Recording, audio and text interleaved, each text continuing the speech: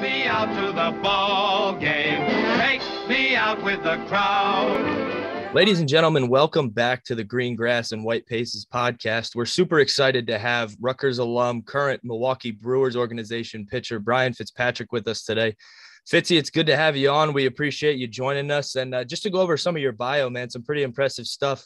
Varsity ball player at St. Anthony's High School in Long Island, played travel ball for the Long Island Titans. Your parents, Mary and John, Large Fitz, as he's affectionately known, awesome friends of the program, great people to be around. So I'm sure we'll get into a little more of your background with them. Your dad playing basketball at Buffalo. So you're coming from an athletic family, especially with four older sisters who've all competed in D1 athletics. Just to give you guys some background about just how good Fitzy is. Obviously he's pitching for the Brewers now, so that's a big deal. 10th round draft pick this past summer, but in 4 years or 3 years at Rutgers, competing off of some injuries that I'm sure we'll touch on later, but the ability to come back through that adversity, 23 appearances in his career with 7 starts and 46 innings pitched with 59 strikeouts. So those are some baseball numbers that just don't lie to you if you know what we're talking about from the pitching side and from a baseball perspective. Putting that in context is pretty impressive stuff. So that's my introduction for you, Fitzy. I hope I did you justice. And if you just want to provide us with some more background that I might have missed, it'd be good to hear. Yeah, you did a pretty good job there, Biggie. But yeah, I mean, I 4 great years at Rutgers. 2 of them on the sidelines, partially because of COVID, and the other part because of some unfortunate injuries. But yeah, I started my baseball career out here on Long Island, and that's where I am now. Back home for the holidays. Have been rehabbing another injury that I have been bestowed upon myself. Not really a fun one, just kind of a nerve type deal. But back home, and really happy to be back home. But heading back to Arizona in between Thanksgiving and Christmas, and going to try and rehab and get ready for spring training. And goal is to break camp with a team. But yeah, I mean, you kind of hit the nail on the head with everything you said there. So not much for me to do. Yeah, that's awesome. I mean, obviously battling an injury now, just shed some light on it. I know you and I have been around each other a ton these past 5 or 6 years now. Yeah. And I've certainly been able to have the privilege to firsthand see how hard you've been able to work to come back from those injuries, both with TJ early on in your college career, and then with the foot injury that happened to you this spring. Mm-hmm. But just talk about what that process is like for you to be able to compete at such a high level, coming off injuries like that, and what it takes to battle back. Yeah. So, I mean, injuries, as you know, they're just a part of the job description. When you're in athletics, you understand that you're signing up for the possibility that you could get injured, and you have to be able to handle that. And guys handle it differently. And, when I'm going to be honest, in my younger days, and you remember this, when I was a freshman, it was very difficult. You were a junior. And, you were obviously a huge help, but, freshman year, got TJ on my first, career college start was a really, really big deal for me. It was so nervous, so excited, felt great throughout my warm up. And then, third pitch of the game, I ended up blowing out my arm. And that adversity was a whirlwind to me, being away from home, being injured, and, not really feeling like I was useless to the team. And it was really hard as a young ball player to kind of cope with that. But, it taught me so many life lessons, not only in baseball, but just like how to just keep battling through. And, Theodore Roosevelt always said, when you're going through hell, keep going. And it wasn't really hell, if you know what I mean. It was more just the, heavy adversity that you had to get through. And then really taught me how to get through my senior year injury. With the foot, I ended up fracturing it one day in the fall. And then, I rehabbed, got better, and was doing well in the season. I think my last start before I got hurt again was against Nebraska Omaha. Went 5 innings, 6 strikeouts, had a good outing, and then came back home. We had Penn State first weekend of, Big Ten play. And, I ended up just being in the weight room and was just jumping rope. And then next thing you know, I freaking fractured my foot again. And, wasn't ideal at all, but battled back. And, it could have went differently, I'm sure. And maybe if I had more innings, who knows where I'll be, but I'm really, really happy where I am right now. And everything definitely happens for a reason. Yeah, there's no doubt about it. I think like we talked about, just, if nothing else, it's important to see that when adversity has hit you in your career, you've been able to bounce back so effectively from it and to still continue to be successful. So I think, like you said, injuries are a part of the game, and just to show that, you just like anybody else can bounce back and be extremely successful on the back end of that is something that's important for guys to take note of. So we've been able to develop a relationship personally through our time at Rutgers. So what I want to lead you off here is to bust your stones a little bit. And I remember you coming in as a freshman, being this big, lanky left-hander that threw 84 miles an hour, asking me on the elevator one day if I thought you were going to get cut after fall practice. And now you're a 10th round draft pick. Oh, yeah. Playing pro ball. So what, there's a couple notes I have here just on like what it took for you, what kind of work you put in to develop from that guy that was 84 as an 18-year-old to now 94 as a 22-year-old. And then just how Rutgers played a part in your development from coming in like that as a freshman, the impact that different coaching staffs had on you. And then, just kind of shed some light on what a college career in on the baseball field looks like. So, I mean, as well as I do that my freshman year, I came in, I mean, it's so different now.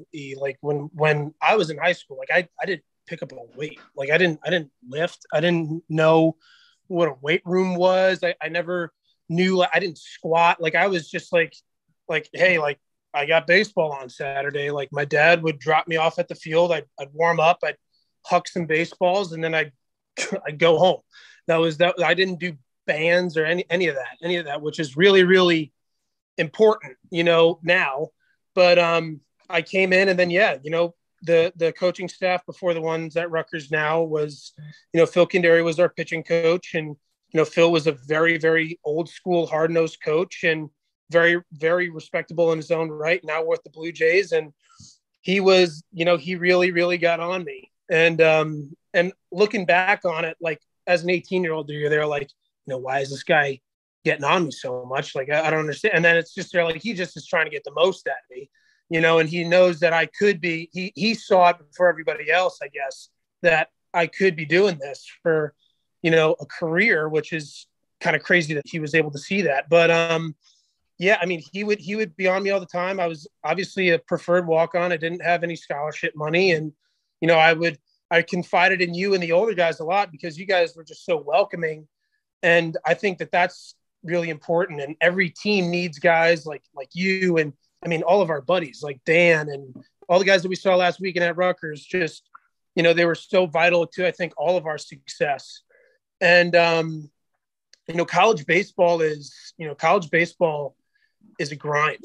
And I will say this, like college baseball is like, you really, you show yourself how much you love the game because like, I mean, especially our freshman and sophomore year, man. I mean, we were waking up in the fall at like 6, and then we'd be getting there 6 at the latest. We were waking up more like 5:30 because we had lift at 7, and then we'd lift from 7 to 8, and then we'd have practice from 10 to 1, and then we'd go to class, and then we'd get back from class, have to do homework, go to bed by like 10:30, and then we're doing it over again. And we did that 6 days a week for however many months it is, 2-3 months. And then once the season starts, then there's no real free time outside of that little 4-week span it is in between Thanksgiving and Christmas that, you're constantly, you're going.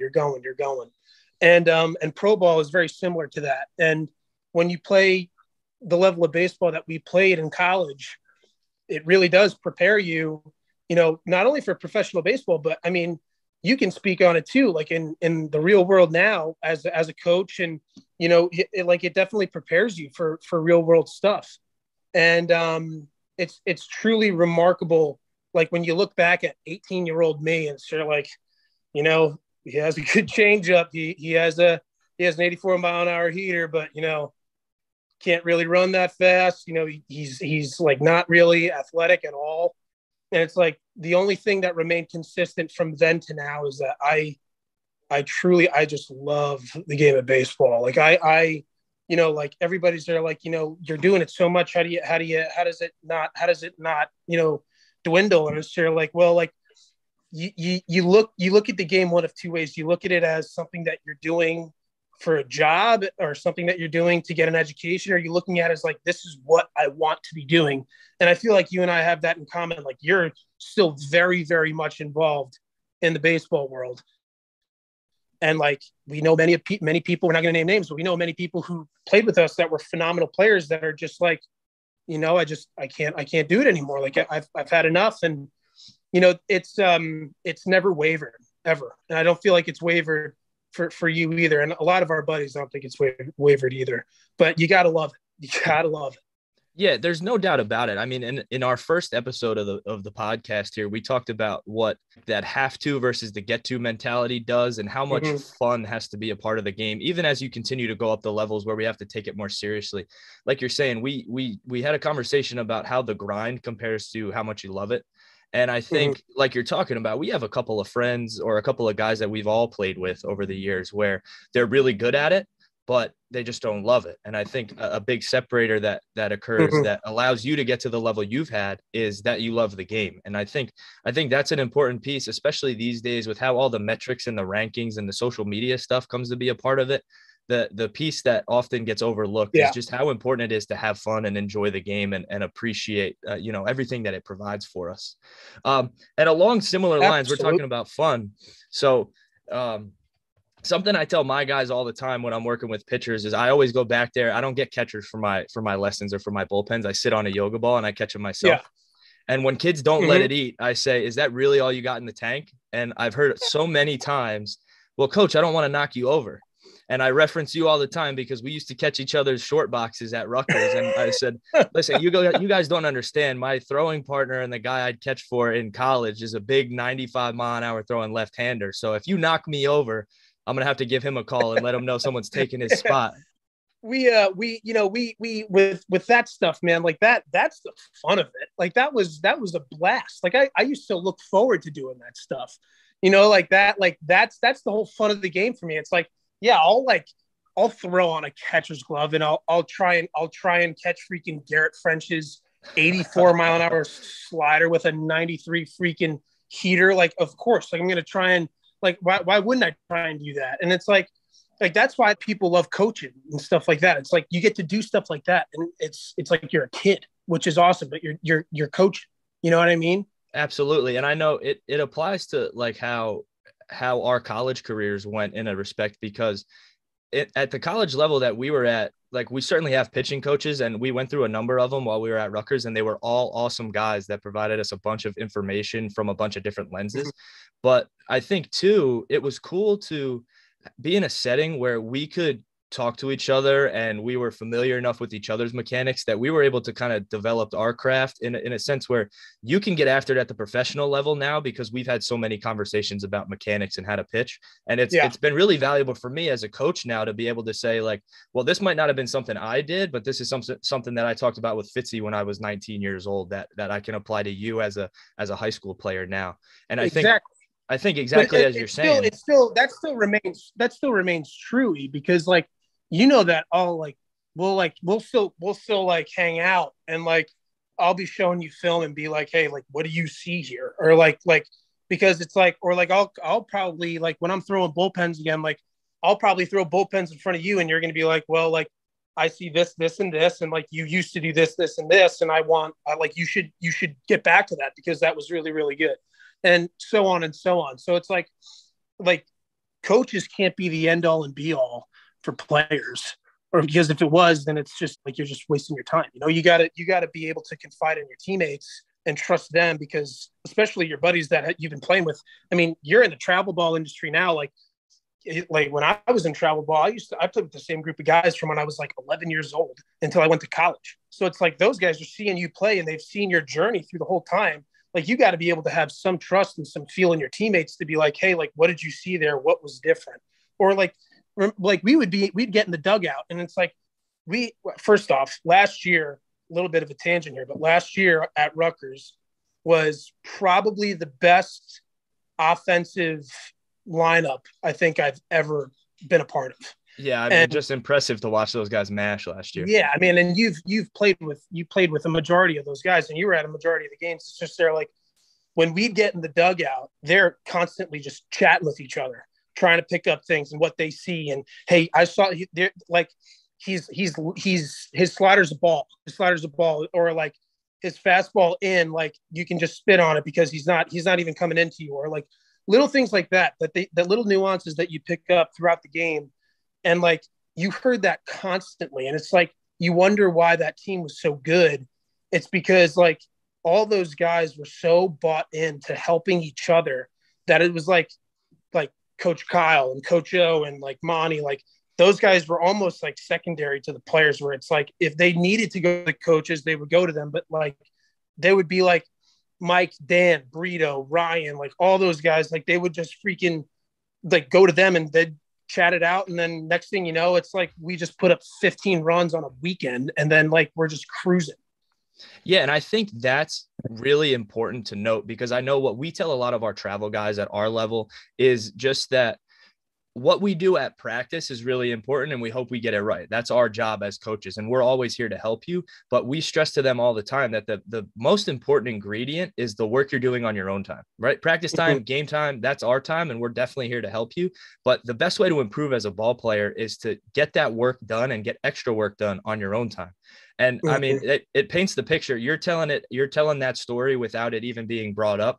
So it really paints the picture of just how like that plays in real life as much as our guys hear it 100 times a day. And just the last note I had here before we move on was I was gonna bring up how, you know, just like you're talking about you guys getting after it in the dugout and just how important of a piece that is. Like you were always the guy that had the most energy. Everybody heard you in the dugout. And even when someone was up, they knew Fitzy was behind them. When someone was down, they know Fitzy was behind them. So I just, it kind of puts a bow on the whole thing, where it's like your dugout energy is really important. Your relationship with your teammates is important. What you're doing on your own and the work you're putting in outside of when a coach can see you or a coach is talking to you turns you into a better ball player. Absolutely. And I mean, Eric, like kind of like you and I were kind of very two peas of the same pod there, because like, both of our dugout energies were very, very similar. And I mean, like baseball is a hard game, man. Like this is not an easy game on both sides of the ball. Like it's really not an easy game. And like, when you know that you got your teammates behind you, you know what I mean? Like it doesn't make it any easier, but it just helps. You know what I'm saying? It's like when you're on the mound, at Bainton and you hear me like screaming, like cheering you on and stuff, and vice versa. Like it doesn't make the execution of the pitch any easier, but knowing that you got people behind you and it's not just either dead quiet or you don't have confidence in them, like it gives you the freedom to execute what you have to do a lot easier. You know what I mean? It gives that freedom is easier. The execution isn't, but the freedom to do it makes it a little bit easier. You know what I'm saying? Absolutely. And that's just an added benefit to being like that good energy guy, is, like you want to be in a position to pick your guys up when they need you. And then on the flip side, whether you're asking for it or not, the guys always end up being behind you because they know when they need you, you're going to be there. So then when you need them, like I said, whether it's solicited or not, they want to pick you up too, just for having that presence. To piggyback off of that, in college, it's a little bit different. Like we both played with Ryan Lasko in center field, who would run his freaking face into a wall to make a play for us, no matter who was on the mound. But like in pro ball, when you do that now, like just to kind of translate it into the professional game, when you're cheering guys on like that, like maybe he's going to help me. Maybe he's going to help me when I'm on the mound, and he's going to, like, hey, he was behind me. Like he's going to go, like, I'm going to go make a play for him when he's on the mound.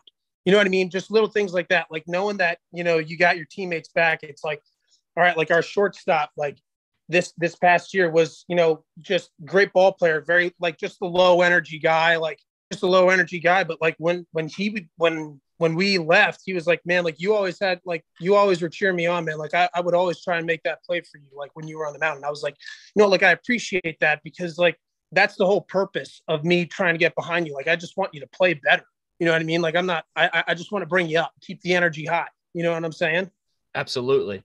And along those same lines, there's a number of different ways to go about it, right? Danny DiGiorgio might not be, screaming and yelling in the dugout, and he might not be chirping the way you and I would from the dugout, but nevertheless, the kid is a ball player, right? With some Oh, awesome abilities, who goes about his business the right way and works his ass off on the baseball field and in the weight room and with everything that goes with it. So there's a number of different ways to do it, but I think the message is the same, that if you can be a good energy guy, whether it's high or low energy, and you can be a good teammate and the game means something to you, then good things are going to happen to you and you're going to be in the right position. So from that, I know I heard you start talking about pro ball a little bit there. So I think it'd be awesome for our audience to hear just what your draft process looked like. So talk to us about, I know after your third year at Rutgers, you started getting some calls on draft day. You ended up staying for that extra year, and then great things happened for you in round 10 of the draft this summer. So just take us through like what it looks like to go through that back-to-back years, shed some light on like those scout meetings that you have with those big league scouts as you're going through your college season.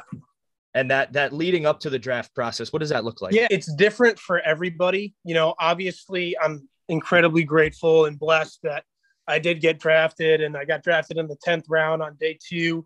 Like it's incredible. It's a dream come true, obviously. But like my draft process is much, much different than like a first rounder's draft process, where it's like first rounders, it's like all 30 teams have reached out to them. All 30 teams, they've had meetings with them. But pretty much backtracking now, like my junior year, I mean, you remember the season that I had, it was very much a disappointment. Like 17 2/3, I went, had like a 6.11 ERA, had a decent strikeout to inning ratio, but like just gave up way too many runs, too many silly mistakes. It all kind of boils down to the fact that I really wasn't working as hard as I should have. And I was a young ball player, and I was coming off injury, and that's not an excuse. That's just inexperience, and I didn't understand kind of what was at stake, not only for myself but the team. And I should have done a lot better than I did. And we had a very good team that year, and we could have been a lot better. You know, with the all Big Ten schedule, it was not easy. We would have been in the Big Ten tournament if there was one, but it was not an easy year as far as the restrictions that we had and everything. And just having a disappointing year on top of it, it wasn't good. I was ignorant to me not having a good year until I had my exit meeting with Coach O.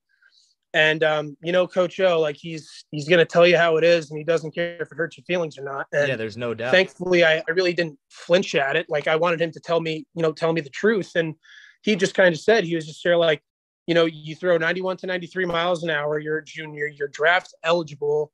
You should be a lot better than you are right now. Like, he's like, your slider isn't very good. He goes, your changeup's good, but it's not in the zone. So pro players aren't going to swing at it. He goes, you have good fastball. And he goes, you have good energy. He goes, those are the two positives. But other than that, he was like, you're not a very good college baseball pitcher. That word for word, what he said. And I was there like, wow, like that puts things in perspective. He goes, I want you to go to the Cape. And he goes, I don't want you to give up a run. He goes, your goal should be not to give up a run. So from that day forward, my 4 goals in baseball, especially on the mound, was I don't want to give up any runs. I want to be 1-2 after 3 pitches in every at bat. I don't want to walk anybody, and I don't want to give up any extra base hits. And if I can do my best to control those 4 things on the mound, I feel like I'm going to be in a really, really good spot to win the game. So I wrote those 4 things down, and I put them in my sock drawer so that every single day when I had to open my drawer and get some socks, I'm looking right at it, and it's just staring me in the face. And that's the goal. So I was lifting 5 days a week. I would take 2 days off the day before I would pitch, and the day of pitching, I wouldn't lift. And I was lifting 5 days a week in the Cape. And that first year in the Cape, I went 1-0 with 23 1/3 innings pitched, 32 strikeouts, like a 1.93 ERA. I had a great summer, and it really prepared me, for the next year. But my agent, Joe Rosen, who's phenomenal with Icon Sports, truly just a gem of a guy. He goes on day 2 ends. And I'm thinking at this point, like, I mean, you and I would talk every day. Like we still do. We talk every day. He calls me and he goes, hey, like the Dodgers are interested in you for day 3 for slot for 125. And he goes, and I think you should say no. And I hear that. And I'm there like, I really don't want to say no. Like I like this is my dream, man. Like, this is like, if I have the opportunity to go, I want to go. And he said, no, like you can get more money than that. Like, I want you to go back to school. Like, you should go back to school, finish your degree, have an awesome year, and be a lock.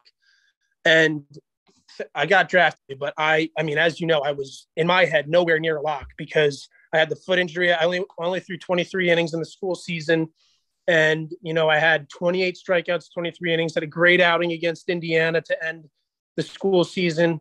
And I was the furthest thing from a lock in my head. And then my end of the year meeting, Coach O goes, you got a lot better. You worked a lot harder, but he goes, I still think you should come back. And like, it's still going to be there for you at the end of it if you're going to be a senior sign, because that's what I thought it was going to be. I thought I was just going to be a fourth year senior sign and start my career that way. And then I got on the phone with my agent again. And at that time, he was my advisor. And he goes like, listen, he's like, nothing's a guarantee. He goes, I think it's 50-50 you get drafted or you get signed.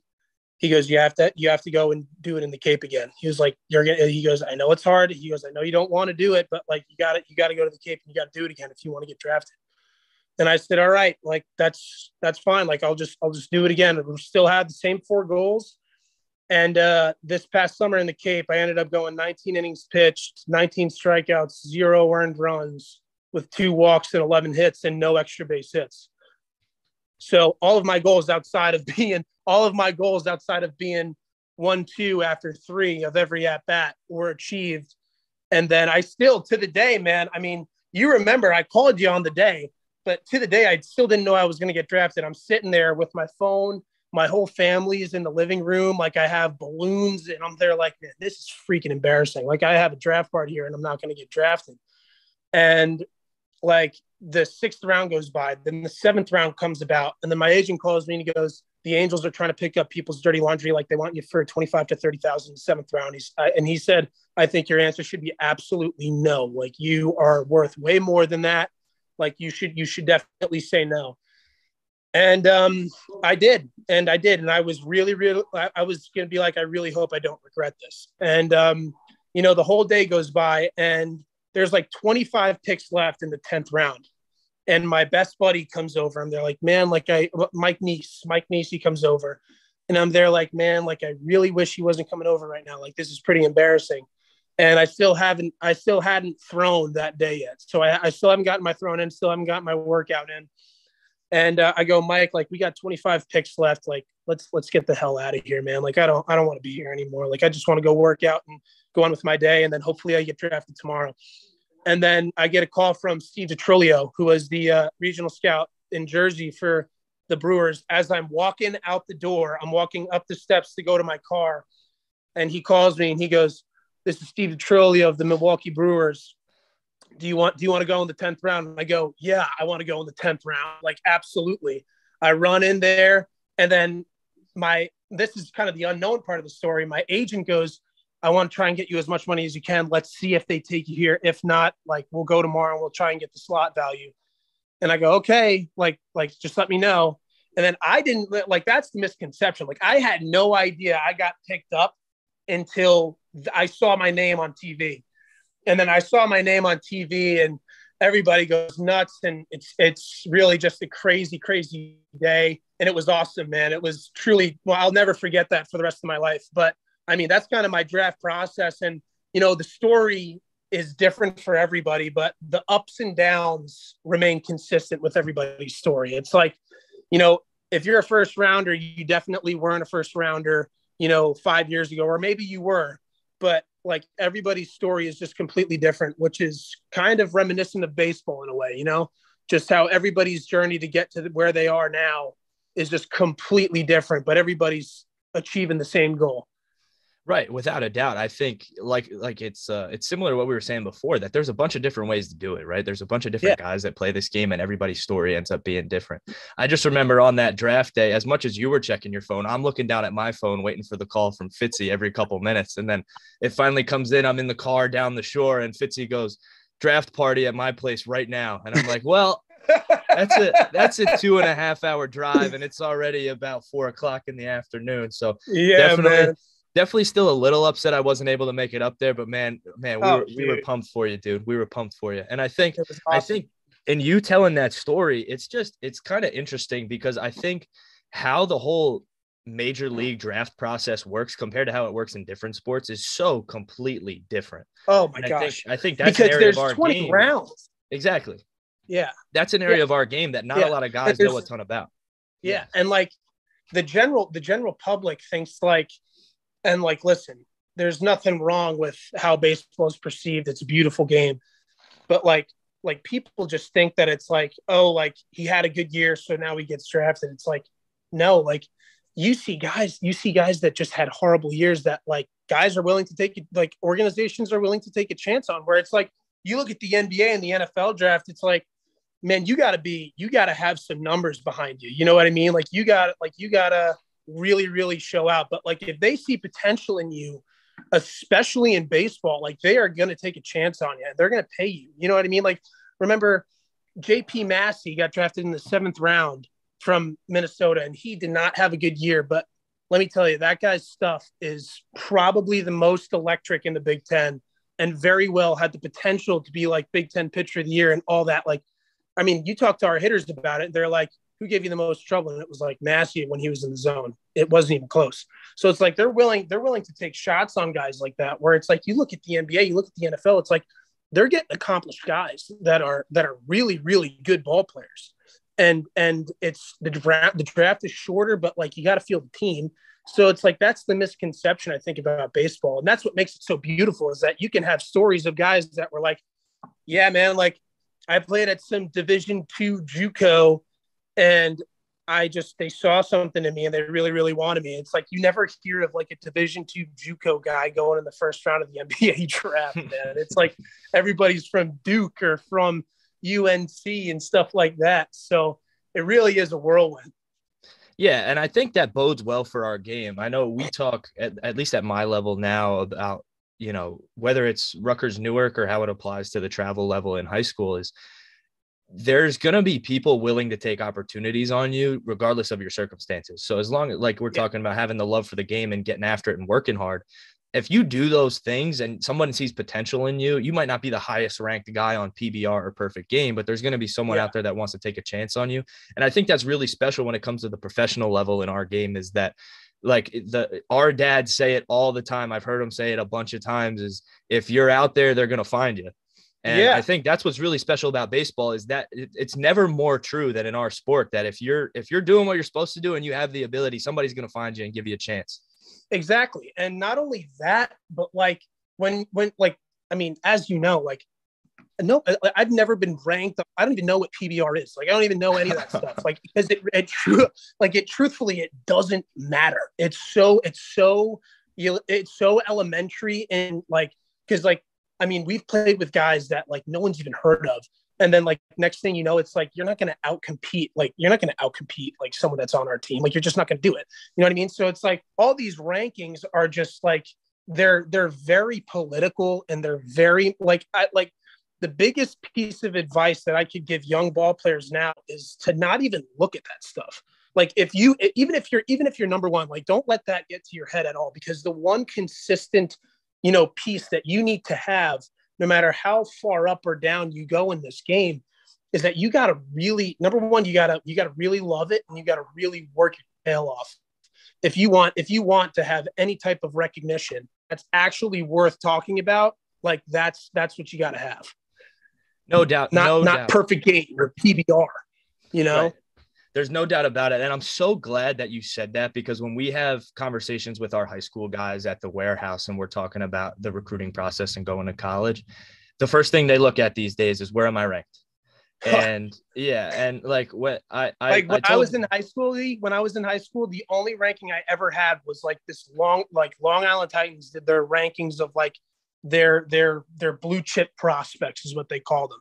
So it's like on blue chip prospects, like from 0 to like 150, it was like I was like 49th, and I was listed as like a first baseman, and I was listed as like a first baseman, a pitcher, and it was like, you know, switch hitter, doesn't really have a lot of juice, big body, could be good. And then it was like the next year I wasn't even mentioned. So it's like, all right, like why? Like, I'm not gonna let that affect me. You know what I mean? Right. And it's like the kid who was number one, like committed to like a huge school, and now he's at a freaking baseball. You know what I mean? So it's like none of that stuff matters at all. Right. And I was saying the same thing. I had a conversation with a kid the other day he's more than likely going to be a big time college prospect once he gets a little further along in his high school career. And I was saying, I just went back and looked at my rankings from my high school class, and they had me at 86th in the state and like outside the top 1,000 nationally. And, I'm not here tooting my own horn because listen, I'm here conducting this interview as a coach and you're playing pro ball. All I'm saying is I still had an opportunity to play Division I baseball.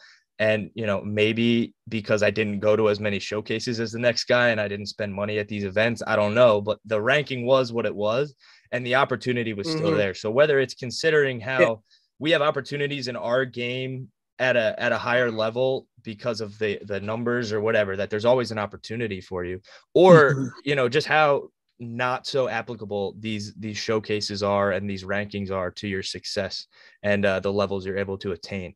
So Fitzy, we've had a ton of conversation so far about what college baseball looks like, what your recruiting process was like. And the next thing I'm interested in, and I hope you can share with the audience here, is what does pro ball look like? I think everybody has that dream where that's where they want to end up. And now that you're in it, like what kind of talent level are you around? What kind of work is required? Everything from like how your living situation is set up. Give us a look at a day in your life. And I know you've talked a little bit to me about getting to work out with Corbin Burns and some other big leaguers and Willie Adames and Ashby and those guys. So just kind of give us the full perspective, as much or as little as you want to share, with what a day in your life as a pro ball player looks like and how cool it's been. Absolutely. So like, I feel like the best way that I can describe professional baseball, especially at the level that I am, like, you get drafted and then you go right to the Arizona Complex League. It's called the ACL. And that's pretty much rookie ball. And that's the only level that I've played at so far in pro ball, because this last start that I had was when I injured my nerve. And the next day I was supposed to be going up to low A to finish out the year there. But I've only played in the ACL, but the best way I can really describe it is like, it's like real world baseball, if that makes sense. You create these friendships, like you and I and all of our other friends, where it's like, those are like your brothers, you know what I mean? Like you'd freaking take a bullet for those guys, and it's like, you have that for 4 years or however long you're in college.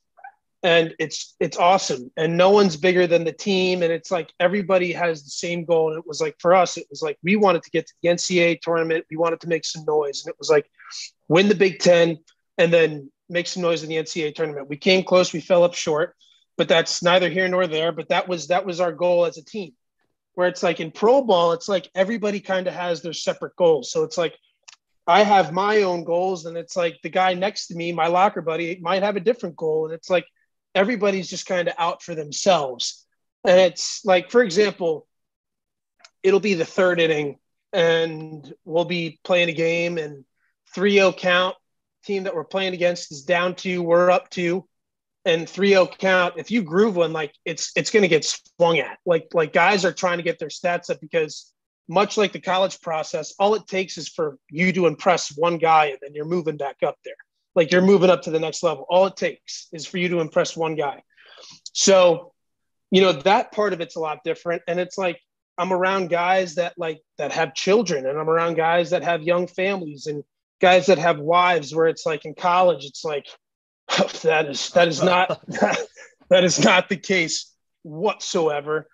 And that part of it's really different. But I can kind of give you a little bit of insight, like rehab wise, of what I'm going through now every day, and then like what it was like in season. So in season, like it's the perception is like, everybody like, all right, we just pro baseball players, like we show up at the ball yard an hour before the game, we play the game, then we go home. Where it's like, that couldn't be further from the truth.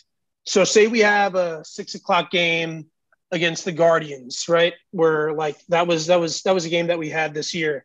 We have a 6:00 game against the Guardians. We get to the facility at like 9. We eat breakfast at 9:30. Intake is at 10. So we get told what to do at 10. And then activation's at 10:30. So it's like, we activate, we stretch.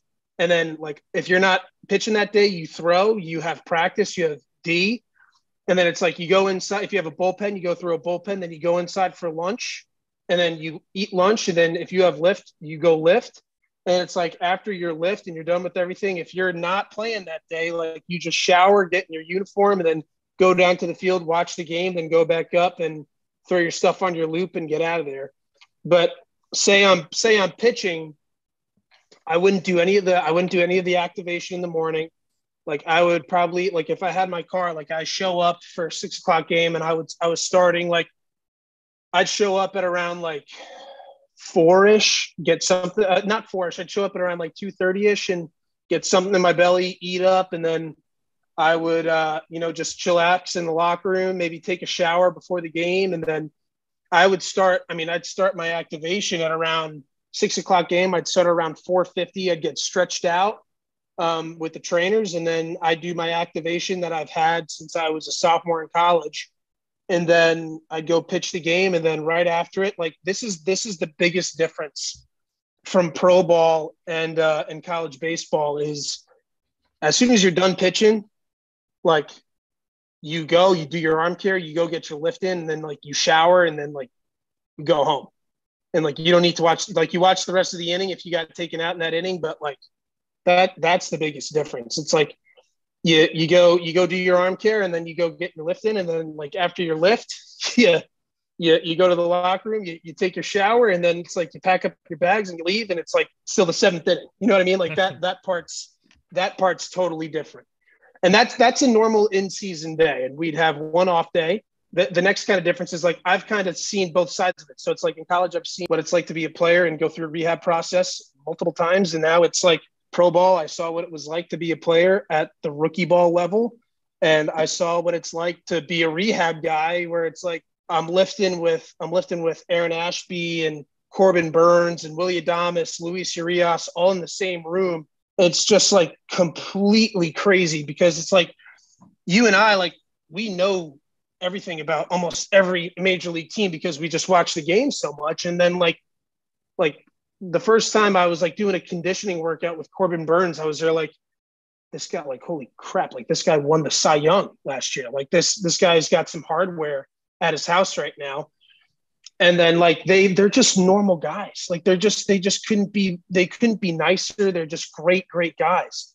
And the trainers there are great. And like you're around the big league trainers and you're around these guys, and the way that they go about their work, like they work so freaking hard. And like the public only sees what's on TV, and they don't see the amount of work that like Corbin Burns is deadlifting 650 pounds. And in between that, he's doing like a 1,500 pound sled carry as his like cool down. And they're like, all right, like there's no wonder why this guy's a Cy Young Award winner. Like this guy's just a beast, and he just wants it more than anybody else. And like the rehab process is, all right, I wake up at 7:30 in the morning. I get there by like 8:30, 8:45, intakes at 9. I eat my breakfast, and then I am like going as hard as I possibly can from like 9:30 to like 11:30, which is the weight room. Like I am busting it, like doing everything that I'm supposed to do as hard as I possibly can. And being around those guys, like, I mean, you know, that the nature that we grew up with as far as Rutgers, like we grew up with guys like Harry and Nooch and Dan and all these guys who could lift the freaking house. It's like you try and keep up with those guys because those are your leaders. It's like kind of the same deal now where it's like, all right, that's the goal. Like, all right, that's the goal. Like I want to be a Cy Young Award winner one day. Like I got to chase him and try and outdo what he's doing. And it's not possible because he's been doing it for so long, but like trying to keep up with those guys for 2 hours is pretty much the goal right now.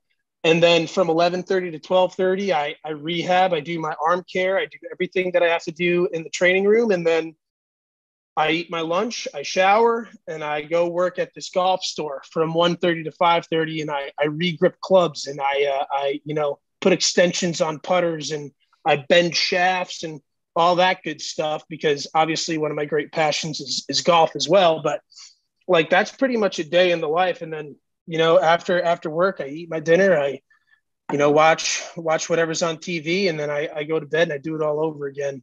And truthfully, like everybody's like, don't you get sick of that? And it's just, they're like, no, because you got to like look at things big picture when you're going through that kind of stuff. It's like, you got to understand that, like, okay, like this kind of stinks right now, but like, I'm going to be okay from this. The injury is going to be put behind me at some point, and then, we go from there kind of deal. Right. And I think you've proven to yourself so far in your career that when adversity hits you in the injury category, you know how to bounce back from it.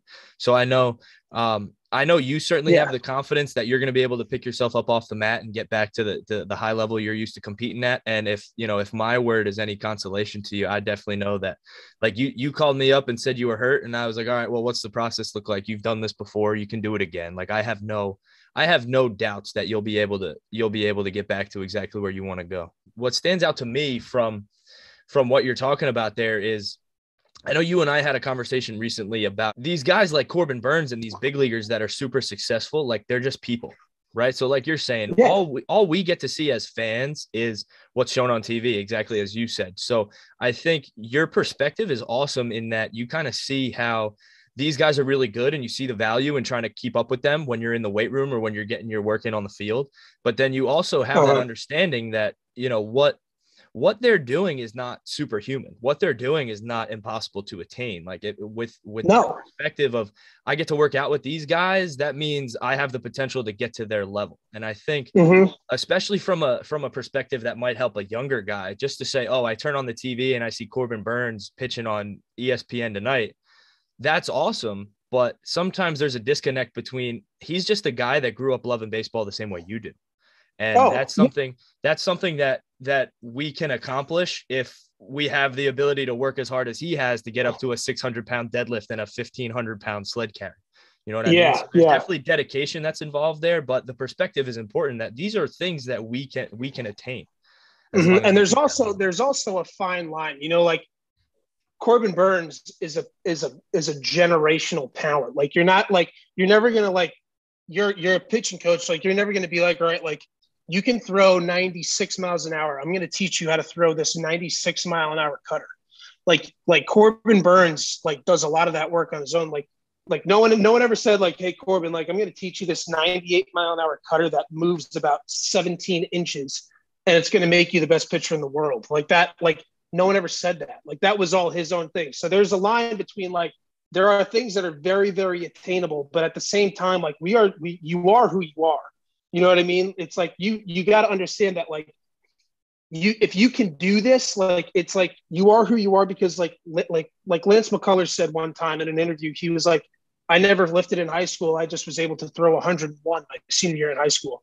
You and I both know that, like, I'm not throwing 101 right now. You know what I mean? Like, you got to understand your limits, but at the same time, like, if someone that has a lot of success is doing something that that you can do, you got to be able to do it. Like, not everybody's going to be able to do, like, the Barry Bonds drill and, like, have his hand in a catcher's glove with 120 mile an hour fastball coming in and go like this and catch it. You know what I mean? Like, not everybody's going to be able to do that.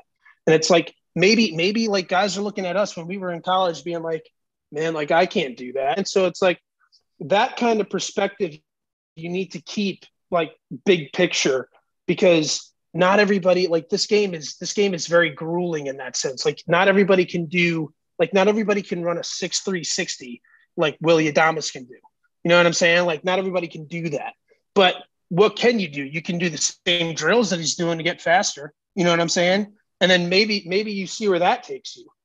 Right. And I think the value in that is if the powers that be see potential in you, they're going to give you a shot. Right. So I think what you're doing a great job of balancing there is, if Corbin Burnes or Willie Adames or fill in the blank big leaguer is super successful, there's no reason I shouldn't try to emulate some of the stuff that they're doing.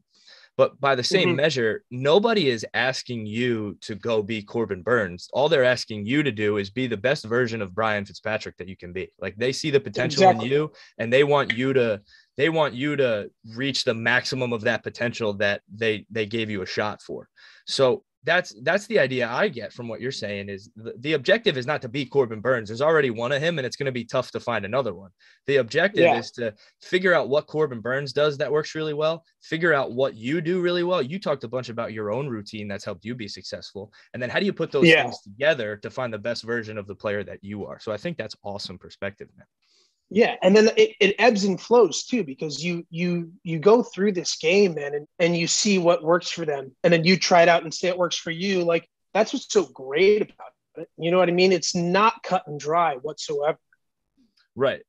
And to that end, right? So to the pro ball level now, what stands out about the Brewers organization specifically to you? What have you enjoyed so far about getting into that organization and their operation? I love the player development, and I love how seriously they take it, because like the Milwaukee Brewers are not the New York Yankees. They don't have the same amount of capital, but they value their minor league system so much, and they want their minor leaguers to be so good that you get guys like a Corbin Burns to come out of their system. You get guys like an Aaron Ashby. You get guys like a Freddie Peralta. You know, like those kinds of guys are just homegrown talent. And like, that's where baseball is going. And I really could not be happier about it. Like, you look at the Braves, who, you know, growing up a Mets fan, have killed our childhood. But you look at their model, it's very similar. It's like they get all these homegrown guys and then they pay them. You know what I mean? And it's not the other way around. It's not like they're going fishing for other people's homegrown guys for them to pay. And that's the direction that baseball, like the Stros are very good at it. The Braves are very good at it. The Brewers are trying to get to that status. And like, I feel like that's how it should be. You know what I mean? It's much like college, where it's like, you know, I have nothing against people who go in the transfer portal, but like when we first got into school, it was like there was no transfer portal. It's like you were there, and it's like you were just you kind of just had to hope that things got better if you didn't like it, and if it didn't, then like you were still there anyway. And like when you're in a system where everything is kind of laid out for you and you just have to go out and execute it, much like the Brewers are putting out for me right now, it's awesome. And it's awesome to know that you're cared about like that, which much like many college programs are starting to go that way too. It's like you care about these guys so much because you don't want them to leave. You just want them to stay there and get better and better and better and better. And then hopefully their whole thing is like, they want lifelong Brewers. Like they want guys that just want to be there and successfully, like, because the Brewers are one of the only organizations that have never won a World Series yet. So like, that's one of my goals. I mean, yes, it's down the road, but like I got drafted by this organization. They took a shot on me. Like, I want to work as hard as I can to make sure that the Brewers can win a World Series one day. And that's what I told the scouting director when he interviewed me, not the scouting director, DeTrolio, in his interviews at school. I was like, I don't care what organization I go to. I want to win a World Series. Like, that's because that's what you dream of when you're in your backyard. You know what I mean? Like, you dream of playing in the World Series. So the Brewers are an incredibly careful organization. Like, they have so much care in their players, which is truly a blessing, because like with my arm now, with my injury now, they have been nothing but amazing, setting everything up and, you know, making sure that I'm okay, and getting to my doctor's appointments, getting so many different doctors' opinions, and, you know, providing a really, really like thought out plan for me to get back on the field. So the Brewers, it's truly a blessing, and I couldn't be happier with where I am. I'm so glad that you're in that position, because I know you and I talked leading up to the draft, and that was, I think we were on the phone for 20 minutes and 18 of it was you telling me how you wanted to go to a place with a really good player development system. And it fires me up that you were able to land in a spot where the ideologies seem to match up perfectly, where that's what the Brewers want. That's what Big Fitzy wants. And so we can go to work and have that goal of winning a World Series. And like you said, yeah, maybe it's down the road right now, but when you made those goals for yourself in the Cape, those were down the road too. And you were able to go ahead and accomplish all of those. By the way, I didn't bring it up before, but that second summer when you were talking about not wanting to go back to the Cape, just a FYI for you guys listening, Fitzy went ahead in that second summer and was Cape Pitcher of the Year. So I'd be remiss if I didn't bring that up and give you a little shout out to that end. But that's what sticks out to me, man. Like, you made those goals, you were able to accomplish them. So if your goal is to win a World Series, as much as that might be in the future right now, there's a lot of history back there that says you're going to be able to accomplish that. And just got to stay on the freaking field. yeah. And you know what? I'm sure that's adding itself to your list of goals right now. So, as long as we're on the roll of accomplishing them, then I think you're going to be able to take care of business in that regard. I heard you talk about the Mets and us being Mets fans growing up. So absolutely. I don't want to miss the opportunity to talk about the Mets, but the first thing I want to bring up is, are you still allowed to be a Mets fan? Like, how does that go when you're at the facility and you're on campus there in Arizona? What does that look like? Do you have to dial that back a little bit? I mean, listen, everybody listening, you got to understand something about me. I am probably one of the most passionate Mets fans I think there has ever been. And everybody rags me for it because I live and die by the Mets and they break my heart all the freaking time.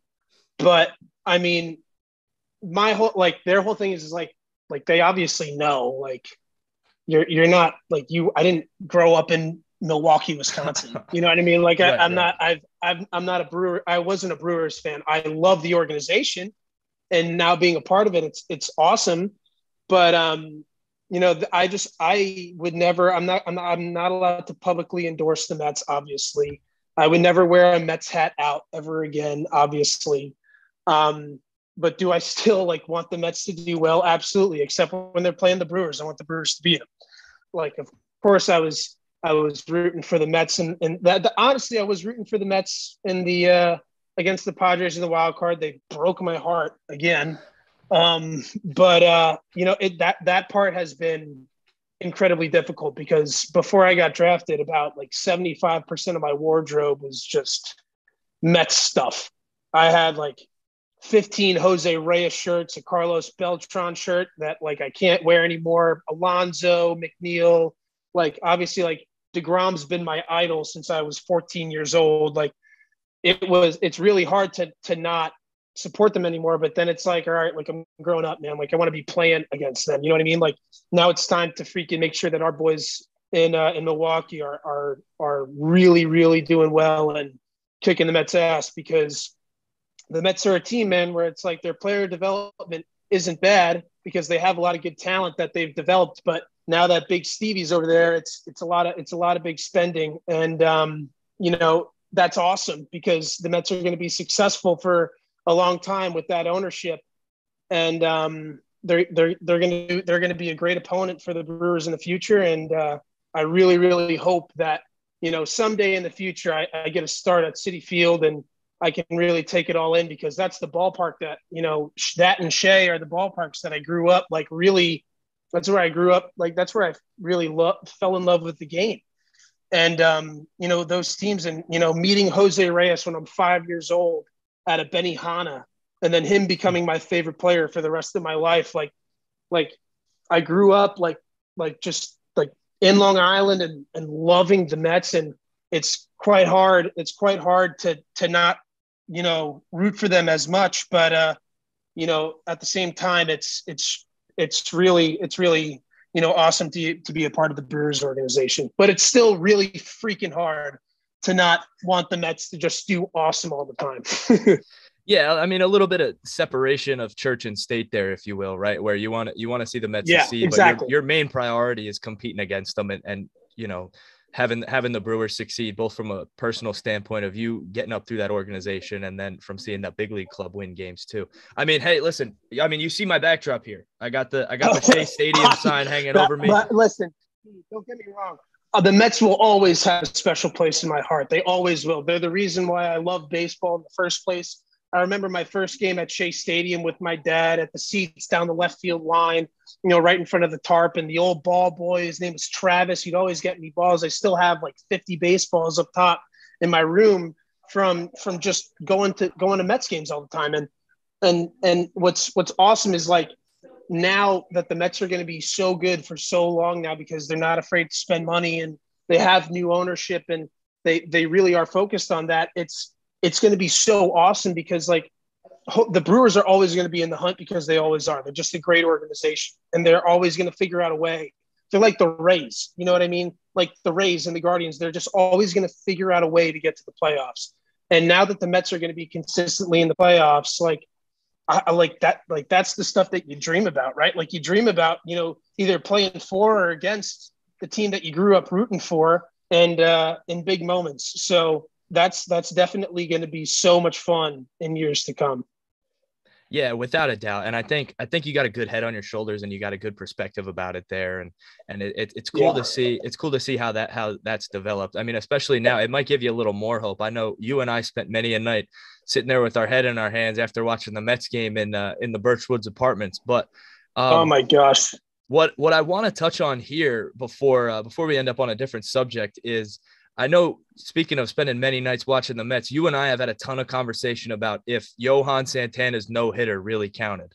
Man. With that Carlos Beltran shot down the line that was fair and got called foul. So listen, as a Mets fan, if I'm talking to anybody except you, I'm going to say it counts. But I know you were at that game, and I know the jersey number you picked had a lot to do with Johan. So just give us a little look into that. So first off, I wasn't at the game. I was home. But that date, June 1st, is my birthday when he threw the no-hitter. So it was my 12th birthday. And when you're a 12-year-old boy, all you care about is baseball, waking up, eating, and making sure that your mom's not mad at you. And let me tell you something. It was just that day, like, yes, in today's game, is that not a no-hitter? Absolutely. Did it kind of hurt Johan Santana's career? Maybe a little bit. But I got to tell you, like that day was truthfully awesome. And in the record books, it counts. So it doesn't matter. It doesn't matter what anybody says. Like, men lie, women lie, numbers don't. And in the record books, it counts. But yeah, I mean, Johan 5'7" was available, and I still have. I mean, as you can see right here, I have it right here. It's my gamer, and it's a Johan Santana model without the two-piece web. And I mean, I had the Johan Santana gold glove, like the one that, and I used it until it broke, because when the Mets signed him back then, the Mets never made a big free agent sign. And the Mets signed him from the Twins. The guy was elite. And then he comes to the Mets and he's awesome. He's this stud. And I was there like, all right, like, this guy's incredible. And I was left-handed, and, 5'7", I was there like, you know what? Like, I got a good changeup. Johan had a good one, and why not? Why not be number 57? And hopefully, I want that number to be on me for a long time, because it's got a little bit of a story behind it. But I mean, you know me, as soon as I get a number, I'm not a fan of like once I get I don't want to switch it. You know what I mean? Yeah. I mean, I know throughout your college career, it was always home down 4 or 5. So now that you got the 5'7" on your back, believe me, if 57 is taken in another level, 45 is always, that's my number. You know what I mean? Like, that's number one forever.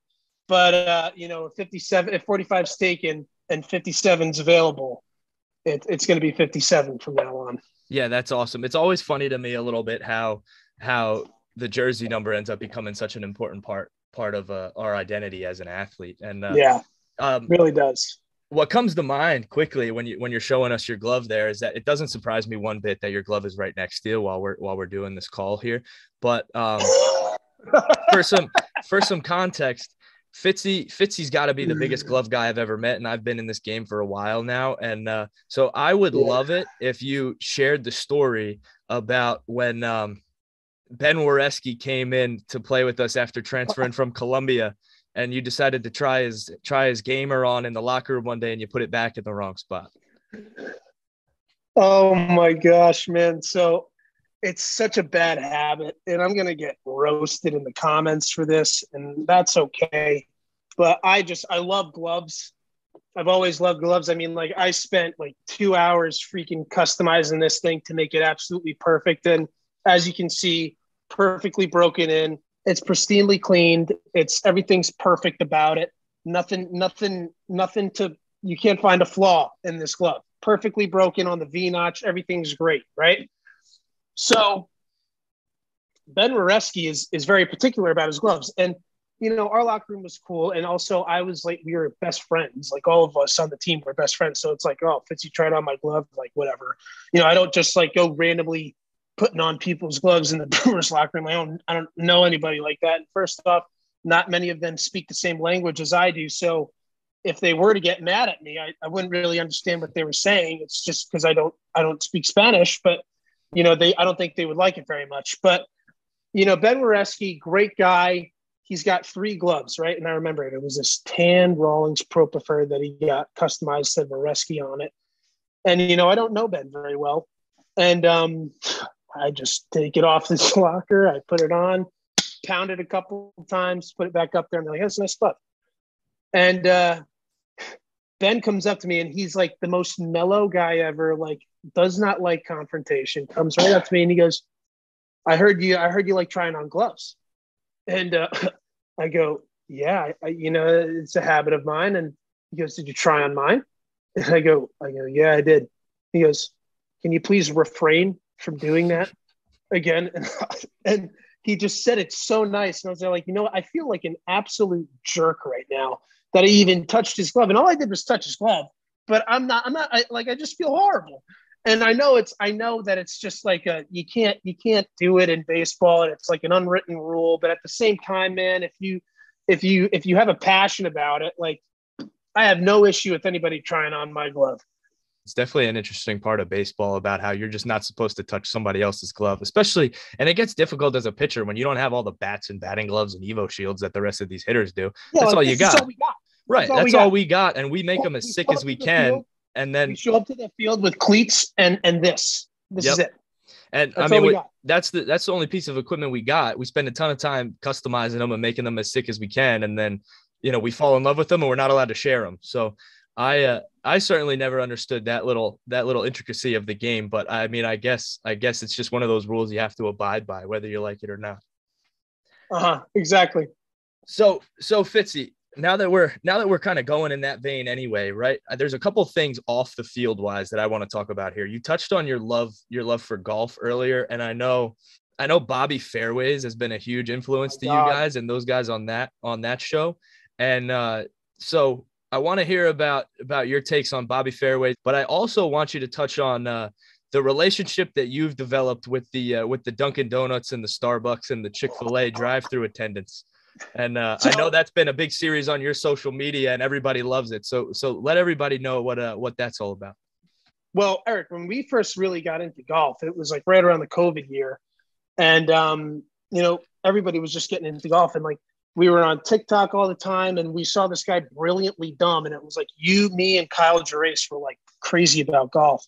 And then we just started watching this guy and we're there like, Bobby Fairways is freaking hysterical. Like, he's exactly like us. Like all we do is just go out there. We have a good time. We don't care if we shoot him great or shoot him horrible. Like, we're just out there having a good time. And then, they developed into this huge brand of Bob Does Sports. And now I can't go a week without Thursday at 1 o'clock Eastern watching Bobby Fairways and Giuseppe D and Fat Perez and all those guys. And they're truly hysterical. And, it's kind of like a bonding topic in the golf world now because these guys are just so freaking funny and they have a real following. But we kind of got into that at the same time. And like, we were there like, hey, did you see Bobby Fairways' TikTok today? And it was like him doing something outrageous at like a Chick-fil-A or something. And it was just hysterical. And he still is. He's just such a funny guy. And him and Cutsy's hilarious, and the blow ups and all that stuff. And that's kind of just helped get into golf and really love it. But about the Dunkin' Donuts and the Starbucks and all that stuff, like, I don't know, like, it's just something that I just started doing because we at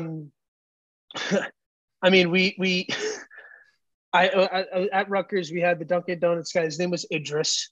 And it's like, he's just such a nice guy.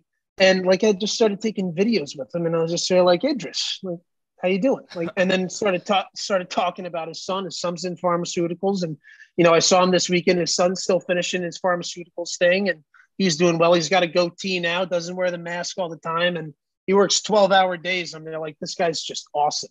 Like, I just love this guy. And I always take my morning video with Idris. And now in Arizona, my big thing is I always greet him with a good morning, tell him my order, tell him that I need it with light ice because I can't stand a heavy ice in my iced coffee. And then I always tell him what I'm listening to on the radio. So I'll be like, I'm listening to Major Distribution by Drake. And then I'll just say bye. And then I'll just drive. And I'll just drive up to him. And then it creates a great atmosphere, and it kind of chuckles them up, makes them laugh. And it's like, because I've worked a drive-through, dude. I used to work at Chick-fil-A. It can get very, very monotonous. So when you get someone that puts a smile on your face every once in a while, it's not the worst thing. Yeah, no doubt. It's definitely good to throw some personality at those people. And like you're saying here, right? The energy in the dugout that we talked about at the top of the show doesn't change whether you're in the dugout rooting your boys on or you're just going through the drive-through at Dunkin'. So exactly. I mean, just from my piece, right? I just remember when Bobby Fairways first dropped, like everything we did, like, oh, you hit 300 feet long tossing today, could be the difference. PR'd on your deadlift could be the difference, right? And then my or be favorite... like, or we'd always go like, hey, look at this guy. We'd always take videos and we'd imitate him. Look at this guy, the Toms River native, Jared Bellissimo, coming into his lift. And we just imitate him and just say the most outrageous things. Or it's like in COVID, when I was living in a hotel because everybody got freaking COVID on our team, it would be like, I'd go through the Chick-fil-A drive-thru and be like, look at the men and women in red, just giving everything they got at the drive-thru line. And I'd imitate him. And it's just, they're like, he's just a funny guy. And we'd always have that banter about us. Yeah, he was the best. And he still is. It's awesome to follow along, especially during that COVID situation. Just having something to smile about was awesome. Yeah. And those guys have blown up, man. Like, starting out this podcast here, I hope I can find a way to reach the heights that those guys have. So let me tell you, it's really unbelievable. And they're just like normal guys. Like, it's like they just go, they play their golf, and then they film it and they do some, and it's never like, it's so organic and it's so natural. Like, just like they're talking like without cameras there. And it's awesome. It's really awesome. Yeah. It's fun to see the banter that they have. And how much, like, I think that's the thing. You see a lot of these content creators and you're like, those don't seem like real people. And then you watch Bobby Fairways and Joey Coldcuts get after it. And you're like, these guys are just going out on the golf course. And it sounds exactly like how we would chirp each other when we're out there. So it's awesome to be able to relate to those guys. And then the part that always sticks out to me, man, about the drive-through antics is same period back in that COVID time frame when we were throwing those live innings where you're pulling away from Idris after you just gave him the runaround, and you got a little excited and hit the gas before we got our drink. So we got to give a little context to the people at home. So people at home, we would do these live innings in COVID when there was no baseball around, and we would just go around trying to find these high schools that would allow us to play. It was awesome. It was a great time. We had so much fun doing it, but we'd be like, all right, like Eric would be in charge. We'd be like, all right, 10 a.m., let's meet at the field. And then, it was just me and E were just hanging out because we were around each other all the time. So it didn't really matter about quarantine or anything. And we're hanging out, just enjoying ourselves. And then we texted in the morning. They're like, yeah, we're not making 10 a.m. We're going to have to push it back to 11. So I'm a little bit cloudy to begin with in the morning. And we pull around to Dunkin', we get our coffees, and, I'm still a little bit out of it. We pay for it. We get our things back, and I just start pulling away. And the Big Easy hits me with one of the most classic Eric lines of all time. Just goes, Fitzy, we can't leave yet. We don't have our drinks. And I go, you know what? You're absolutely right. So I put the car in reverse. I back up. I look to the person behind me like this. Yeah, sorry, didn't mean to disturb you there. Just gotta, get my beverages because I'm a buffoon and forgot my coffee. So that COVID year though was a blast, and I kind of want you to speak about it a little bit too, because it was both of us. We had at least 15 Power 5 guys there. It was awesome. Yeah, I mean, first things first, I don't know how many people can say they've thrown it in reverse in a drive-through. So you got that going for you, if nothing else. But yeah, I mean, anybody who wants to listen to me on the subject, I'll let them know that those COVID innings had to be the best baseball going on in the Northeast, if not in the country, during the COVID quarantine period. We would have consistently have enough where if we wanted to, we could have just played 2 full teams and played 9-inning games, showing up at high school fields that were unlocked or that no one was in the parking lot. It looks like we can go there. We had guys from Penn State, Rutgers, Seton Hall, Lafayette, Binghamton, D2 guys, D3 guys. You got Duke, Auburn, Duke. Yeah. I mean, so you get up there and it might be 11 o'clock on a Maryland Sunday morning. Was another one. Maryland, right? Like, I mean, the more we rack our brains, like you're showing up, nobody's got anything going on. baseball's shut down. Everything is shut down. The world's in quarantine, and it's 11 o'clock on a Sunday morning. And Adam Boucher gets up in the first inning and he's throwing 97 miles an hour. Right. Yeah. And then you got Jacob Newman's going up there and ripping 94-mile-an-hour heaters by guys. And while he's, when he was pitching at Fairleigh Dickinson, and then you got guys from all over the country at the top of their game, just getting after it. The pitchers threw for as many innings as they wanted to get in that day, and the hitters were getting loaded up on their ABs. And there was a guy behind the plate geared up, catching bullpens and getting his ABs in. So it was just like the coolest thing. Talk about how organically Bobby Fairways runs. Like, it wasn't like we had a plan or anything. Like, someone set up a group chat one day. No, we just showed up. We hopped in it, and it was like, hey, my buddy from school wants to come. Can I bring him? And we were like, hell yeah, dude. Like, there's a couple days we got like 30, 35 guys there getting their innings and getting their swings in. It was like one of the most incredible things to see, not to get too philosophical about it, but just to see how baseball was able to bring everybody together, even during the worst circumstances we've been through. Oh yeah. And I still say it to this day. Like, that was still probably one of the most fun stretches I've had playing ball, I think, ever, because it was just like, we were all buddies. No one cared if you did bad, but everyone was trying to do well. And it was like when we were like, we would stand behind home plate, behind a net, like 30 guys behind this little net, which probably wasn't the safest idea, but we would just stand behind there and we'd just be chirping whoever was out there in live ABs. And it would be like the most fun thing ever. And like, if someone wanted to get GBs at the end of it, like, they would either go out there and play balls live, or we would just, I don't care. We got nothing going on. Like, we don't have to go anywhere. Like, we don't have any appointments. It's like, all right, like, you want me to stay here for another hour and a half and just hit pepper ground balls at you? Like, sure, I'll do that. And it was just so much fun. And I think about it all the time, and like, that was just great baseball. And it was so organic. Like, it was no coaches were around. There was no cameras. There was no anything other than like, it was like pickup baseball. The way you played pickup basketball with your buddies, it was like pickup baseball, but with like crazy talent. Yeah, I mean, it was really like we were playing like we're in the Sandlot, dude. Like, it was that same vibe. Like, we just went out to the field, and it was like, all right, like, who's pitching? And it's like, well, whoever's ready first can hop up on the mound first, and we'll just go from there. Whoever's ready next, call next. The same way you're saying, we just pick up and play on a basketball court. So, and I have to mention it for the podcast, because I know Danny Reardon hasn't been mentioned yet, but this is probably the most all-time baseball chirp I think I've ever heard. So for those of you that don't know, but most of you do who are listening, Danny Reardon picks his battles very wisely. And, he's a quiet guy, but he can throw a zinger in there that will leave you thinking probably for the next 3 days. And one of our good friends, Andrew Tan, was playing. And it was, I think, the pitcher it was Lafayette. I think it was their Friday guy. Another warehouse guy, Kyle Subers. Yeah. He, like Danny Reardon's on the radar gun, and Subers is throwing like 80, 86 to 89, got a great curveball. And he just hups like 3 fastballs right by Tan. And then everybody's quiet, because like, we're not going to be like, oh, like, good job. Like, right when Tan's there going by, and then Danny Reardon, it's pitch quiet. Like, you could hear a pin drop, and Danny Reardon just goes, hey, Tan, didn't know we were swinging the weighted bat tonight. Just like exactly like that. And it was so perfectly executed of a chirp that like Tan like had no idea how to respond. He was like, like no idea how to respond.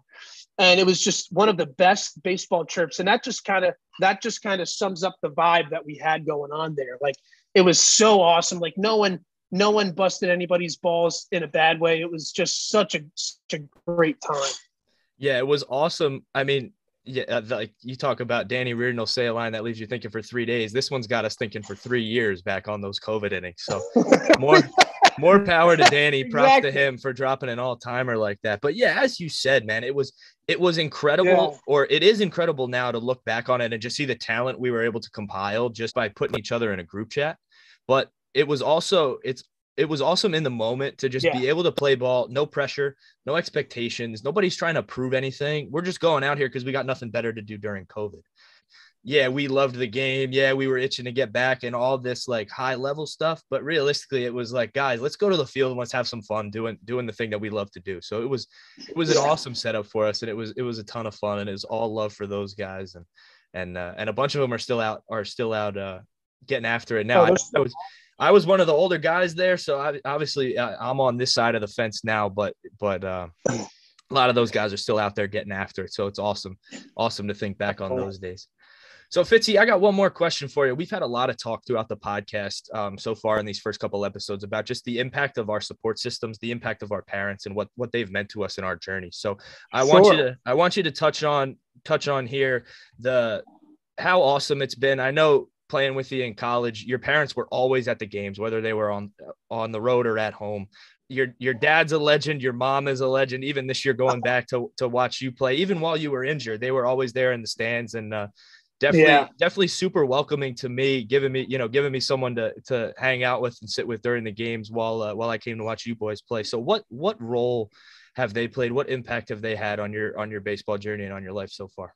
Oh yeah, I mean, my mom and my dad are truly just amazing people, and my dad, what I appreciate most looking back on it, he never once told me something I couldn't do. You know what I mean? He never once, like, he wouldn't push me the way that he did if he didn't believe I could do it.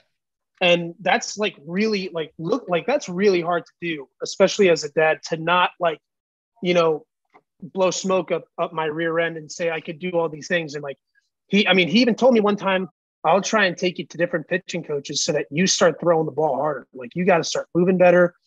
And I did it without a weight room. And I just went to this different guy who really taught me how to get to my lower half and really taught me how to get my arm path correct. And like that, like things like that, where it's like the willingness to do anything for me as his child.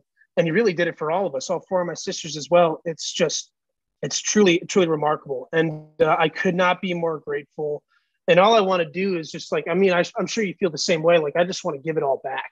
You know what I mean? Like, I want to do as much as I can now. And I want to give it all back. Like, I promised my mom when I was like a 5-year-old that, like, we were in Disney World and there was this big crystal castle of the Disney castle. And I said, Mom, if I ever make it to the major leagues, like, I want to buy you that. I just said it as a 5-year-old. And now to this day, like, I still want to do that stuff because it's just the impact that, my mom had. My mom was always on my rear end in school and everything. And I'd be like, sometimes I just wanted to be like, Mom, enough. But at the same time, it was just like, that helped me so much. Like, I took 8 SATs and ACTs, and because my scores weren't good enough, and she just kept making me take SATs and ACTs. And it was awesome, but it really trickles down to my whole family, like my mom, my dad, all my sisters, like, they've all just had such a great impact, throughout my childhood and throughout my sports career. And I just want to give it all back now as a semi grown up, but I still have, a little bit of growing up to do in the sense of, being on my own and getting to where I want to go. So it's truly, they've meant the world to me, from a very young age, and they're just they're my biggest cheerleaders, and I love them for that. Yeah, that's it's awesome, man, that you're able to provide that perspective. I think especially as it applies to athletics, we live in such a world today where most of the motivating factors we hear about are like how the haters provide the motivation. And I've always thought that was kind of backwards. And to hear your perspective there and to just say, listen, like, the fire in your belly comes from wanting to give back to the people that have been in your corner, to the people that have supported you. And right, like what we've all heard. But that goes to everybody. That goes to all my friends. That goes to everybody, that goes to everybody that's been a piece of this journey. You just want to give it back to them for what they've provided for you. Yeah, there's no doubt, right? Like the saying goes, it takes a village to raise a person. So it certainly isn't lost. It's awesome to see that it's not lost on you that truly applies. That there's a lot of people in your corner. There's a lot of pieces to every ball player's support system that help them achieve however high a goal it is that they have their sights set on. So it's awesome to hear that perspective about the importance of proving the people who are with you right instead of getting so bogged down and trying to prove people who are against you wrong. I think that's something that's really important. Exactly. Yeah. So, hey, Fitzy, before we go here, let the people know how to get at you on social media. Anything you want to share, any way people can reach you or find you or give you a follow, let them know. Sure, absolutely. So my Instagram handle is big__Fitz45. That's my Twitter handle as well. And that is also my TikTok handle. So you guys can reach me there. And I really appreciate you having me on, Big Easy. And I'm definitely going to see you soon. But it was awesome. This is really a great thing that you're doing here. And I love it. Thanks, man. I appreciate the love. And please give my best to Mama and Papa Fitz out there. But yeah, man, it's been awesome. I really appreciate you taking the time to have this conversation with me, and I look forward to your continued success, man. I'm sure we'll talk soon, but I can't wait to see you continue to rehab and get healthy, and then get back on the field and keep balling out. So, thanks again, man. And absolutely, Big E. For the Green Grass and White Bases podcast, I'm your host, Eric Reardon. For Brian Fitzpatrick, we're signing off. 1, 2, 3 strikes, you're out at the old